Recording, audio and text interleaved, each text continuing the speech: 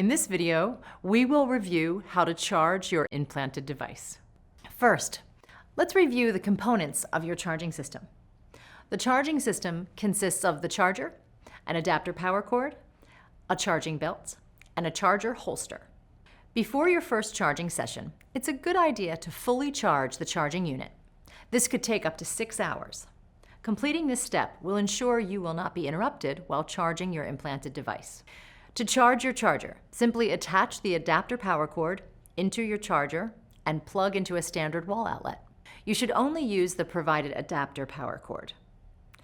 After you plug your charger in, you will see an orange light on the side of the charger illuminate.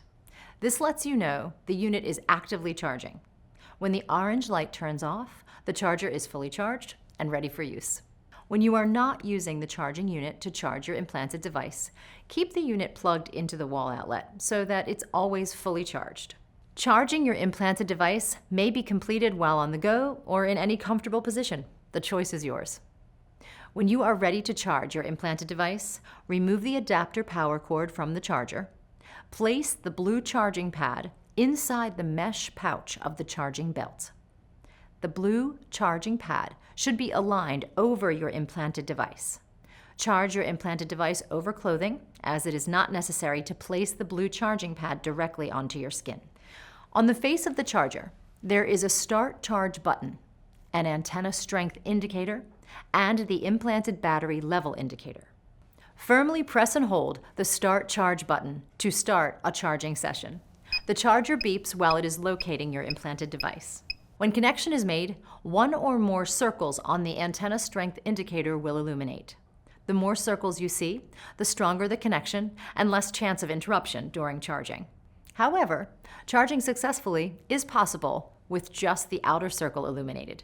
If there's a poor connection between your charger and implanted device, you will see only the center light of the antenna strength indicator illuminated. Move the blue charging pad slowly until one or more circles are illuminated.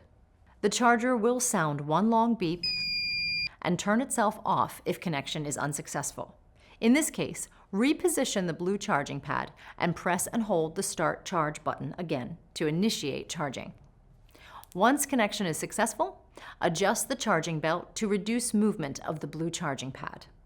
If at any point the blue charging pad moves too far away from your device, the charger will return to search mode and will begin beeping. This will alert you that repositioning is needed. Slowly reposition the blue charging pad until one or more circles on the antenna strength indicator are illuminated. Once a good connection is made, it may take 1 to 2 seconds for the beeping to stop. During the charging session, the battery level indicator will blink at the current battery level. As charging completes, each battery level illuminates. Once your implanted device is fully charged, one long beep will sound, the battery level indicator will fully illuminate all 4 levels, and the charger will turn itself off.